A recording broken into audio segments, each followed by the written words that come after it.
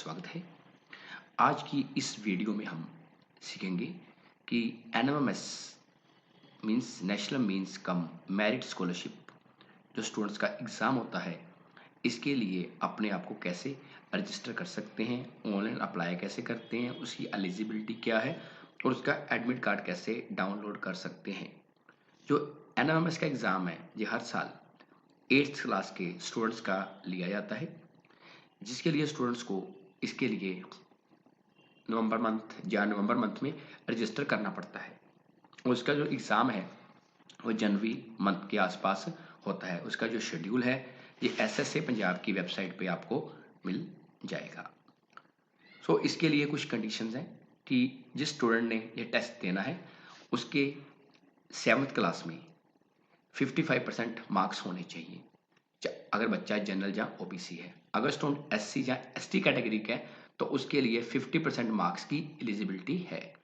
बाकी अगर आप और डिटेल्स में जानना चाहते हो तो उसके लिए एसएसए पंजाब पे आपको एनएमएमएस की लेटर मिल जाएगी। और अगर आपको फिर भी कोई क्वेरी होगी तो आप मेरे से कमेंट सेक्शन में पूछ सकते हैं। तो अब आपको मैं बताना चाहूँगा कि एनएमएमएस स्कॉलरशिप के लिए आप अपने आप को कैसे रजिस्टर कर सकते हैं। सबसे पहले आपको ई पंजाब स्कूल वेबसाइट ओपन करनी पड़ेगी। उसकी वेबसाइट है epunjabschool.gov.in। जब हम इस वेबसाइट को ओपन करेंगे तो कुछ इस तरह से विंडो सामने नजर आएगी। उसके लिए स्कूल लॉगिन में हमें सबसे पहले यूजर नेम, पासवर्ड और जो कैप्चा कोड नीचे आपको नजर आए वो फिल करना पड़ेगा। और इसके लिए आपको अपने स्कूल की आईडी में जाके लॉगिन करना पड़ेगा। जब आप अपने यूजर नेम और पासवर्ड से लॉगिन करते हो तो कुछ इस तरह से आपको मॉड्यूल नजर आएंगे। स्टूडेंट मॉड्यूल में मीन्स कि आपने सबसे पहले स्टूडेंट मॉड्यूल नजर आ रहा है, इस पर क्लिक करना है। उसके बाद हमने जाना है एनएमएमएस रजिस्ट्रेशन पे।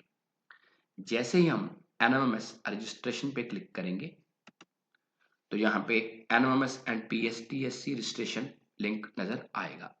हम जैसे ही इस पे क्लिक करेंगे तो यहाँ पे पूछ रहा है कि क्लास कौन सी और सेक्शन कौन सा है। मैंने आपको पहले भी बताया कि जो एनएमएमएस का एग्जाम है वो 8th क्लास के स्टूडेंट्स का होता है। मतलब कि जिस स्टूडेंट ने 7th क्लास क्लियर करी है, ओबीसी, जनरल कैटेगरी या कोई और कैटेगरी, उसके लिए 55% मार्क्स रिक्वायर्ड है। और अगर स्टूडेंट एससी या एसटी कैटेगरी से है तो उसके लिए 50% मार्क्स की एलिजिबिलिटी है। सो यहाँ से मैंने क्लास 8 सेलेक्ट करी और सेक्शन ए सिलेक्ट करा। उसके बाद मैं शो पे क्लिक करता हूँ। जैसे ही मैंने शो पे क्लिक किया आप देख सकते हैं कि लेफ्ट साइड पे स्टूडेंट्स के नेम और फादर नेम नजर आएंगे।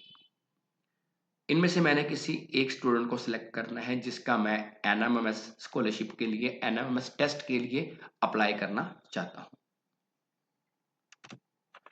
जब मैं किसी एक स्टूडेंट को सिलेक्ट करता हूँ लेफ्ट साइड से तो उसका जो डाटा है वो राइट साइड पे आपको नजर आ जाएगा, जिसमें स्टूडेंट की ID, IFSC code, bank name, bank branch का नेम, अकाउंट नंबर, ये सारी डिटेल जो है सामने नजर आएगी, जिसको आप एडिट भी कर सकते हो। यहाँ पे लिखा आ रहा है अकाउंट होल्डर सेल्फ, कि क्या जो अकाउंट है स्टूडेंट का सेल्फ है या ज्वाइंट है मदर या फादर के साथ। अगर सेल्फ है तो स्टूडेंट गार्डियन नेम में स्टूडेंट का नाम आएगा। अदरवाइज अगर मदर के साथ है तो मदर का नाम, फादर का नाम है तो फादर के साथ। उसके बाद स्टूडेंट का नेम ऑलरेडी ईपीएफसी फेच कर लेगा, उसका father name, date of birth, class, उसका जेंडर, क्या कास्ट, डिसेबिलिटी जैसे नो जो भी है। आगे address, district, pin code, mobile number, ये पहले से लिखा आएगा, आप इसको चेंज भी कर सकते हो। उसके बाद student area, student area student कहाँ से आता है, रूरल या urban. Parents annual income, annual income कितनी है। इसकी एलिजिबिलिटी 3.5 लाख तक होती है कि जो नॉर्मल स्टूडेंट है उसके 3.5 लाख से ऊपर इनकम नहीं होनी चाहिए। बाकी इसकी जो लेटर आपको एसएसए पंजाब पे मिल जाएगी उसमें पूरी गाइडलाइंस आपको डिटेल में मिल जाएगी। उसके बाद स्टूडेंट को अपनी यहाँ पे ईमेल आईडी फिल करनी पड़ेगी।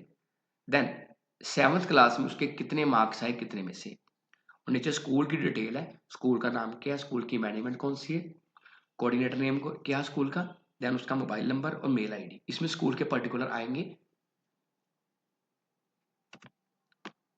जैसे मैंने स्टूडेंट एरिया अर्बन सेलेक्ट कर लिया। Annual income not more than 3.5 lakh per annum. उसके बाद मेल एड्रेस डाल दिया। देन उसके 7th क्लास के मार्क्स डाल दिए कि 584 600 में से बस जितने स्टूडेंट के मार्क्स हैं वो आपने डाल देने कितने में से आए हैं। उसके बाद अपडेट पे क्लिक कर देना है। जैसे हम अपडेट पे क्लिक करेंगे, दोबारा जिस स्टूडेंट का आपने एनएमएमएस अप्लाई करा है उसको ओपन करना है, उसको एक टेम्परेरी रजिस्ट्रेशन नंबर मिल जाएगा। वो ऊपर आप देख सकते हो 3292 करके रजिस्ट्रेशन नंबर है जो उसको अलॉट हो जाएगा। अब इस स्टेप में हम क्या करेंगे, स्टूडेंट का जो सर्टिफिकेट है, कास्ट सर्टिफिकेट है या डिसेबिलिटी सर्टिफिकेट है या ईवीएस सर्टिफिकेट है, उसको अपलोड करना पड़ेगा पीडीएफ फॉर्म में। और इसका जो साइज है फाइल का वो नीचे लिखा हुआ है कि 50 केबी तक उसका साइज हो सकता है। अब यहाँ पे सिलेक्ट लिखा है, जैसे मैं सिलेक्ट पे क्लिक करूंगा तो पूछेगा कि जो कास्ट सर्टिफिकेट है या डिसेबिलिटी सर्टिफिकेट है या ईडब्ल्यूएस सर्टिफिकेट है वो किसका है, स्टूडेंट या फादर का। अगर स्टूडेंट के नाम पे सर्टिफिकेट बना है तो स्टूडेंट लिख दो, अगर फादर है तो फादर। इसको आपने सिलेक्ट कर लेना है। इसको सिलेक्ट करने के बाद मान लो फादर का सर्टिफिकेट है, हमने करना है चूज फाइल।